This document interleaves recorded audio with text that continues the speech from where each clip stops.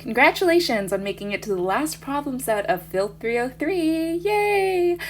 So for this last problem set, we're doing derivations. I'm going to quickly go over the 4 new rules of PD, which is the system of the system of derivations that we're using for predicate logic, and then we'll do 4 derivations together. Okay, so predicate logic has the same 11 rules as SD, and that was reiteration, plus 1 introduction and 1 elimination rule for each of the 5 logical connectives. Plus, PD has an additional 4 rules, 1 introduction and 1 elimination rule for each of the 2 quantifiers, the universal quantifier and the existential quantifier.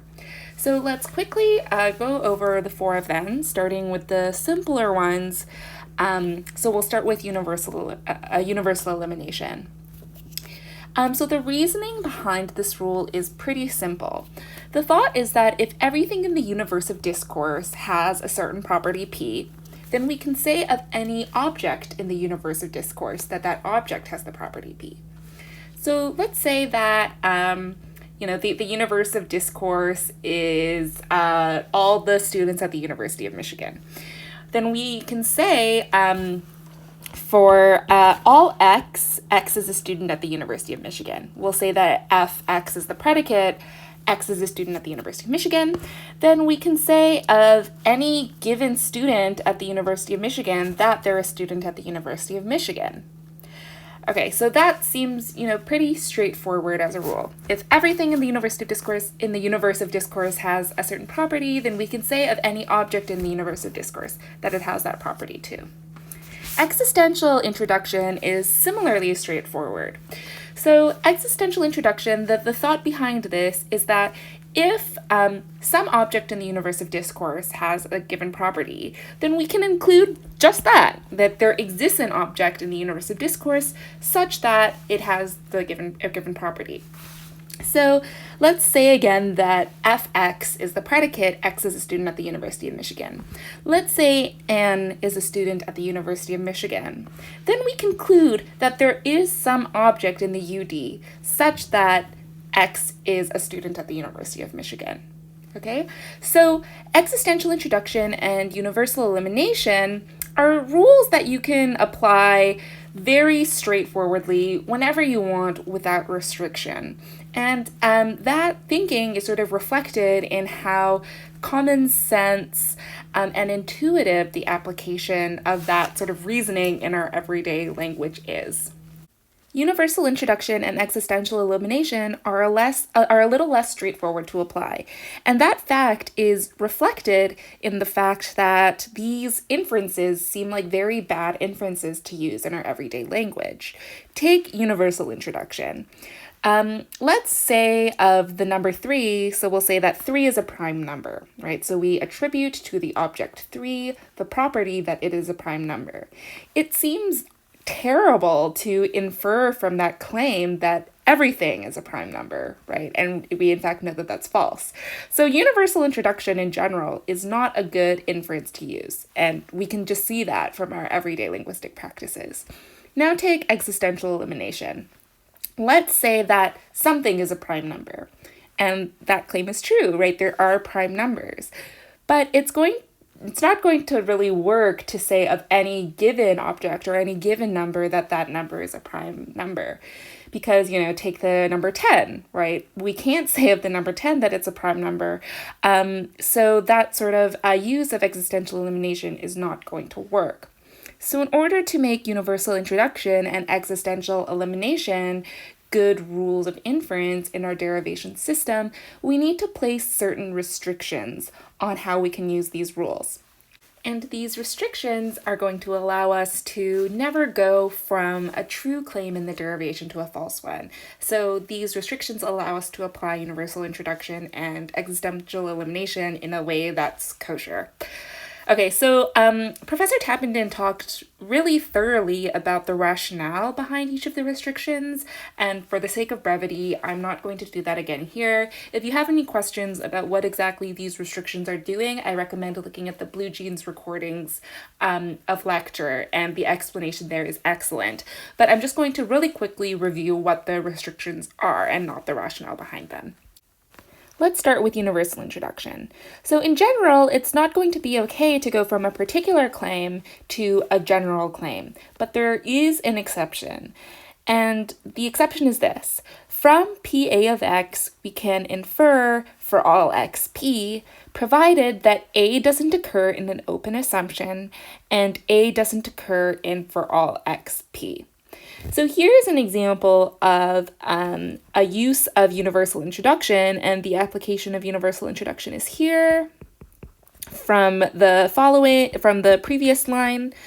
And this is an okay use of universal introduction because A here, doesn't occur in an open assumption, so it doesn't occur in any of the assumptions in which the sentence is in the scope of, right? So it doesn't appear in anything above the horizontal bar at the top.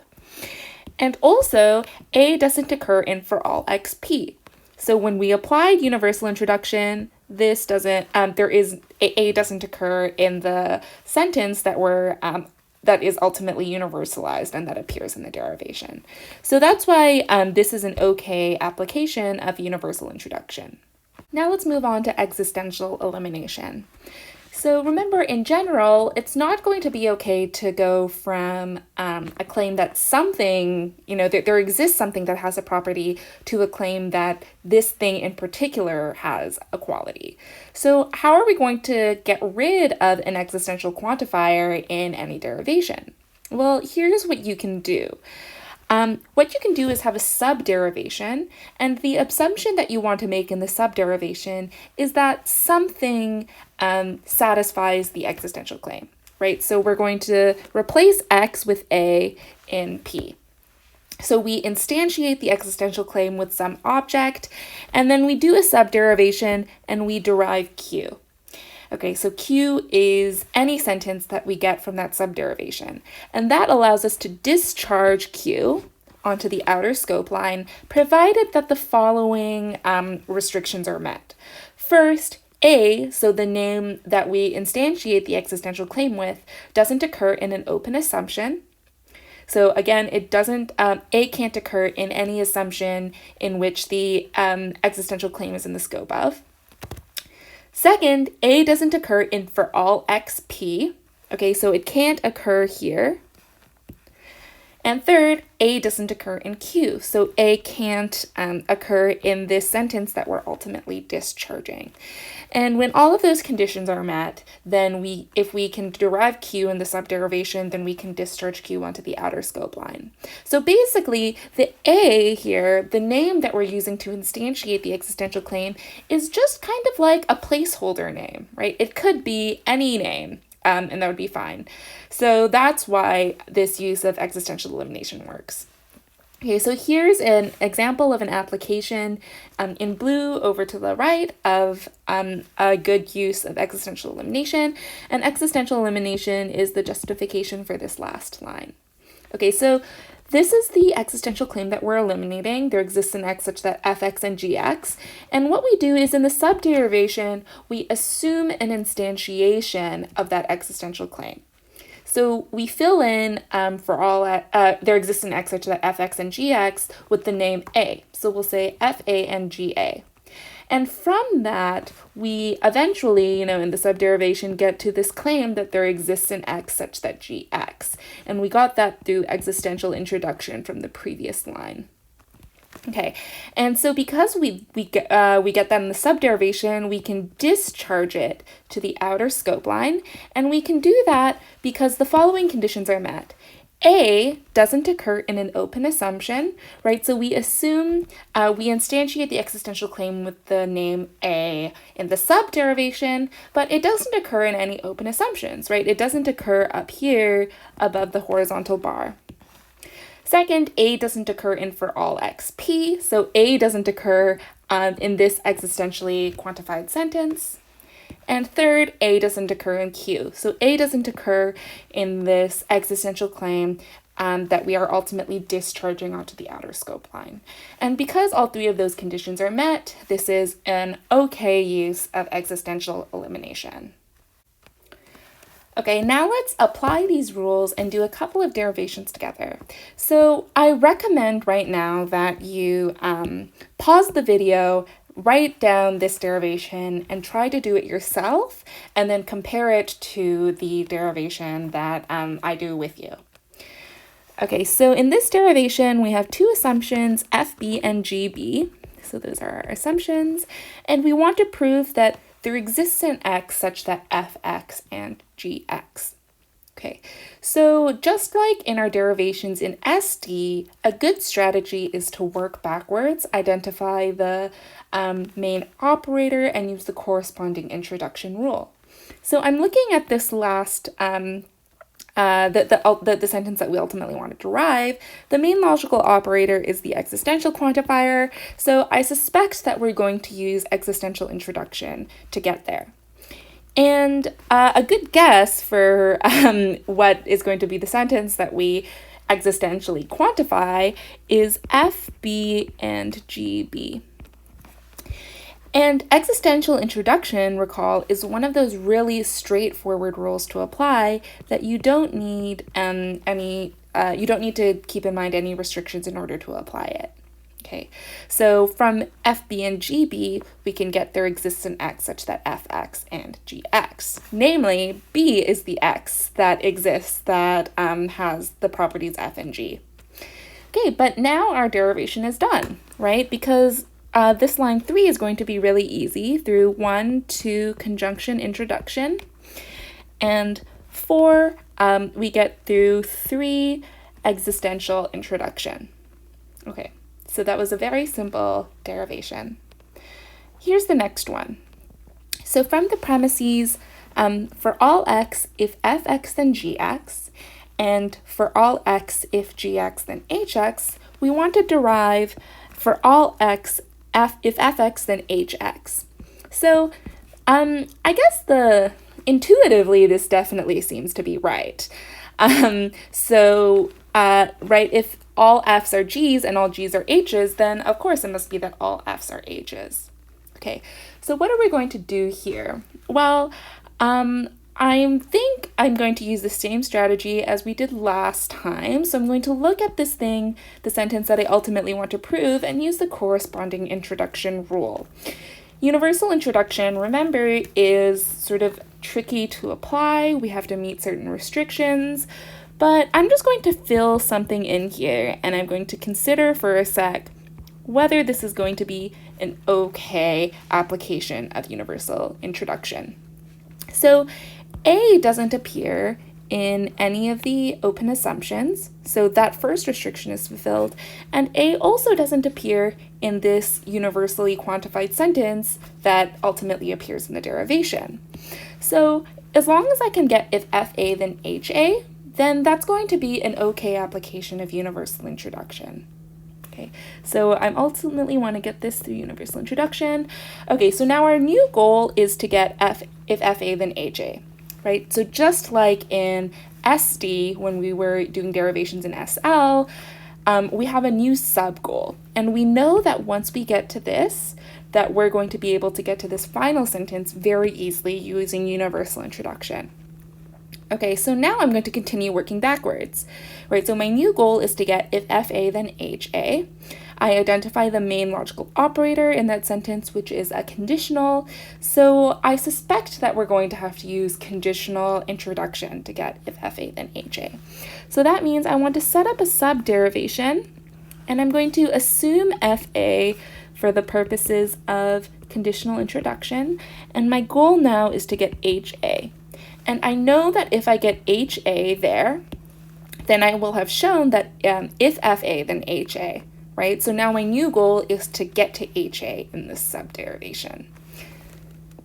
All right, how are we going to do that? Well, we have the following two assumptions to work off of, right? And universal elimination is one of the two very straightforward rules to apply. So if you have a universally quantified sentence, you can basically instantiate the sentence with any name that you want to. So since I'm using A, let's just go ahead and use A. Right, so let's instantiate the first sentence. So the first sentence says for all x if fx then gx, so I'm just going to say if fa then ga. and I got that through 1 universal elimination. And I'm going to do the same thing to the next sentence on line 2. So line 2 says for all x, if gx, then hx. So I'm going to say if ga, then ha. And I get that through 2 universal elimination. Okay, and now I can see that I'm pretty red hot, right? Because from FA, right, I can use conditional elimination to get GA. And I get that through 3, 4 conditional elimination.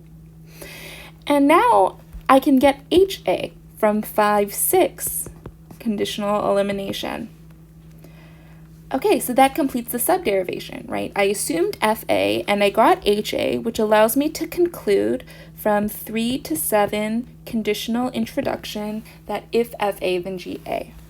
And so on line 9, I can infer from line 8 using universal introduction that for all x, if fx, then hx.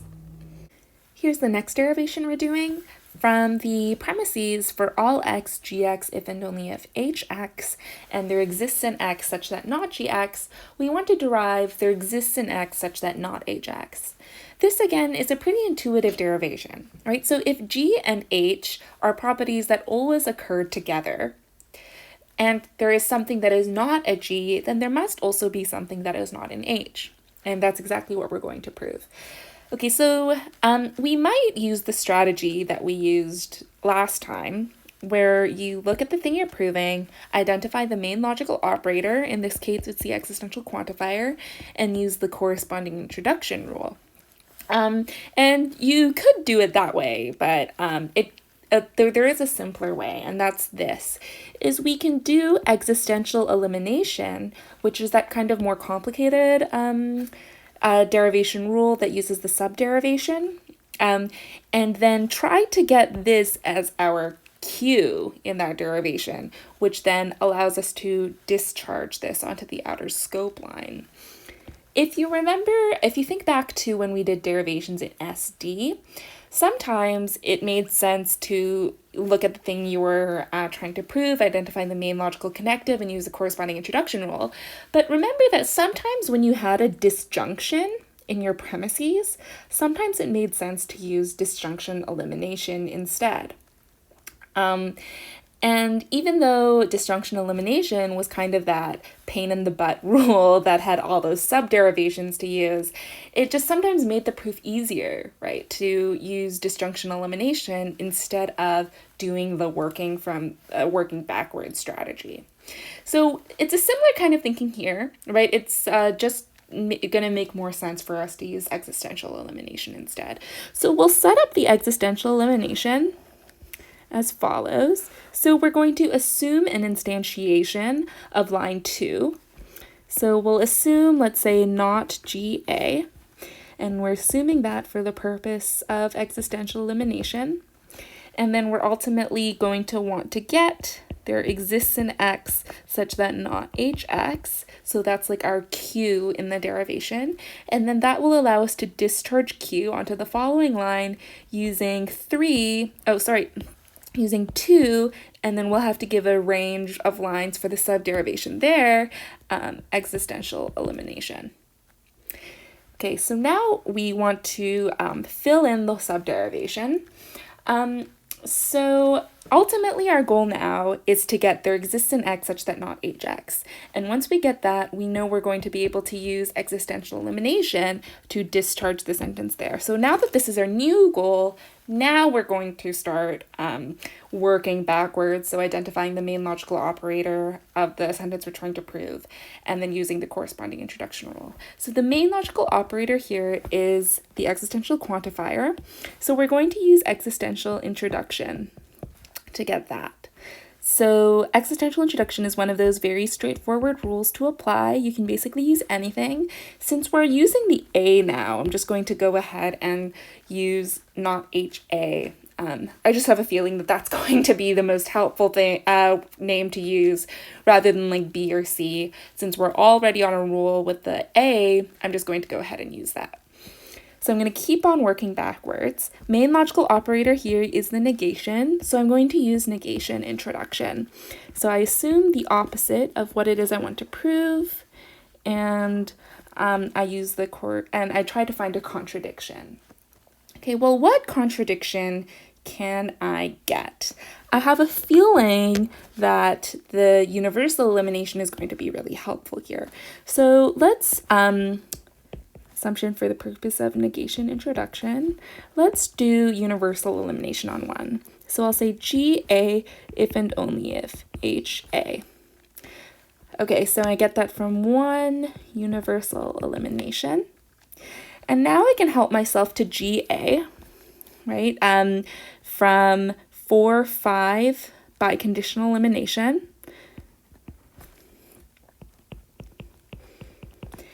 And notice that that produces a contradiction because on line 3 I have not GA. So I can just reiterate here, not GA through 3 reiteration.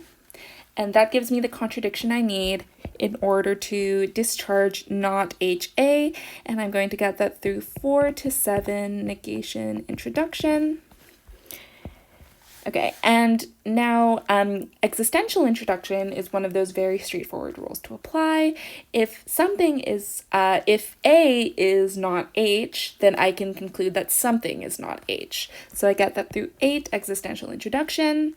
And now that I've gotten the sentence in the subderivation, there exists an x such that not hx, I can discharge there exists an x such that not hx onto the outer scope line, and I'm just going to fill in the subderivation lines here. So that's 3 to 9, existential elimination.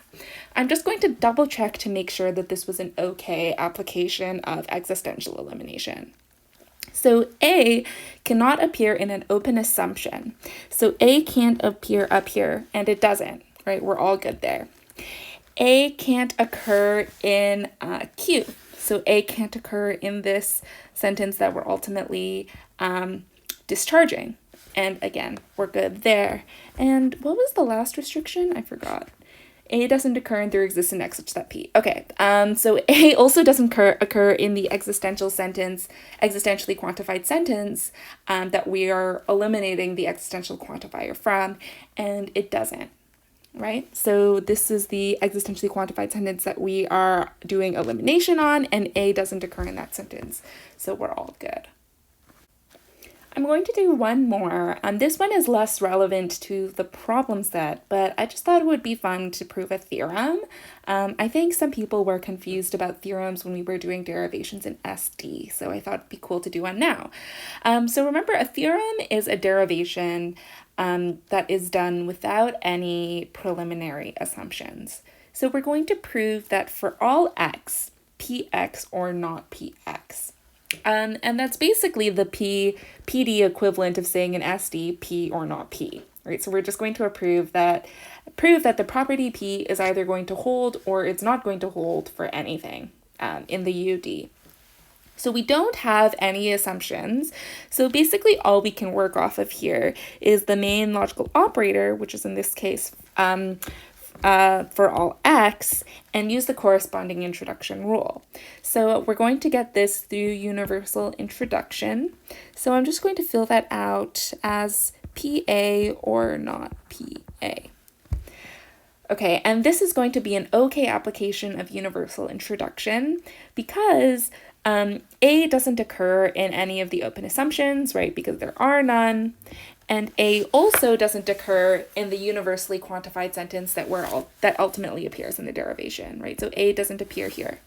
So as long as we can get PA or not PA, we'll be allowed to discharge for all x, px or not px. Okay, so here it's going to be really hard to use disjunction introduction to get that because it's going to be really hard to get either PA on this scope line or not PA on the scope line. So instead of doing that, what we'll do is use our handy trick from SD where we assume the negation of what we want and try to derive a contradiction.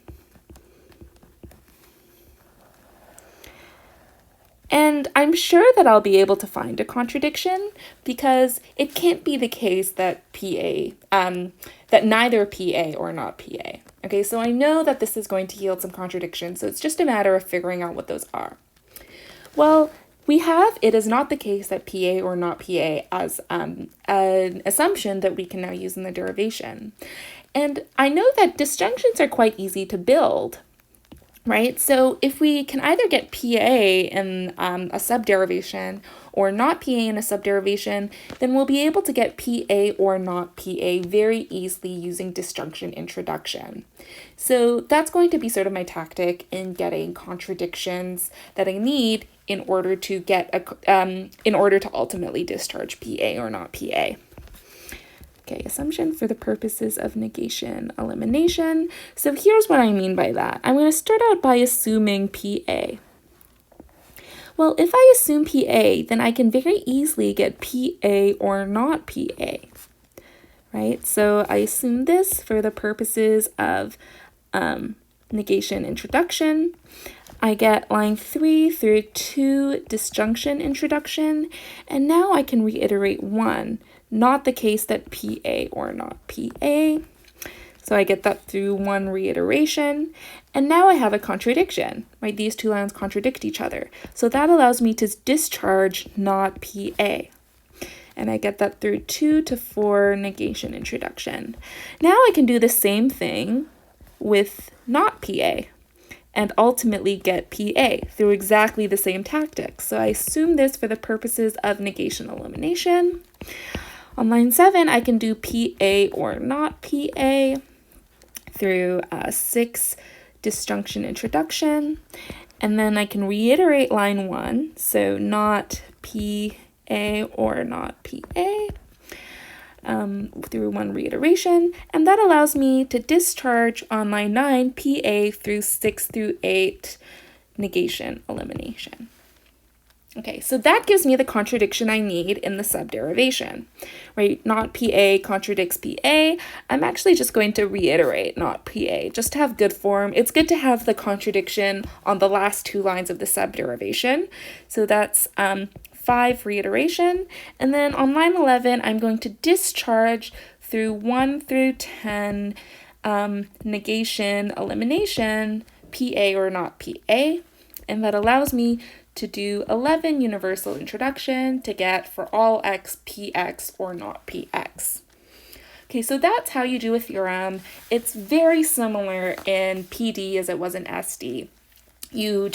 Because you have no assumptions to work off of, the only strategy you can use is to identify the main logical operator of the thing you are trying to prove and to use the corresponding introduction rule. Okay, so I'm going to quickly recap the strategies that we employed in these 4 derivations. First strategy is to look at the thing you're trying to prove, identify the main logical operator, and use the corresponding introduction rule. That's what we did in this case. It's also what we did up here, right? So in this one, there wasn't much we could work with in the premises. So the best strategy to use was to look at the thing we were trying to prove, identify the main logical operator, in this case, it was the universal quantifier, and use the corresponding introduction rule. In the third derivation we used a different strategy.